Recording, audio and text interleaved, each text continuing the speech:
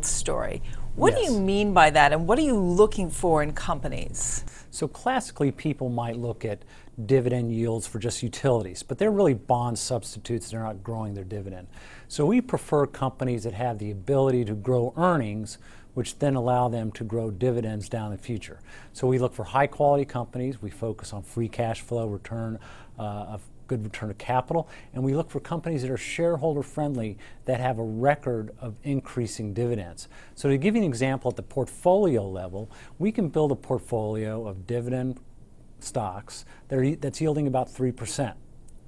Now you compare that to something like a 10-year Treasury that's yielding 2.7, but on this portfolio you can get 3% and it grows at a rate of maybe 10 to 15% a year. So we think that'll outperform easily bonds over time. And for investors who need some return or distribution out of their portfolio for retirement, that dividend yield is more certain than, say, a capital gain. So give me an example of a stock that meets your criteria. Okay, one stock would be Eaton. It's a diversified industrial, big into construction, both residential, non-residential, and trucking. This is a company that pays about a 2.5% dividend, but it's grown its dividend in 10 to 15% range consistently.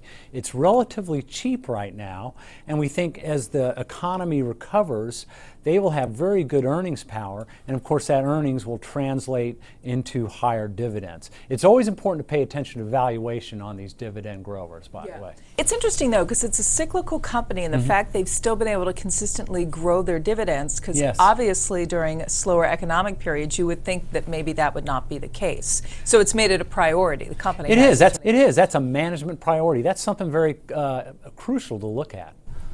Another area that we never used to traditionally talk about when we talked about dividends was technology. And Texas Instruments, it recently upped its dividend by about 7%. So when you look at a company like this, it's in a bit of an interesting business, right? There's a lot of disruption, if you will, in certain aspects of technology. But you're confident that dividend growth will be able to continue?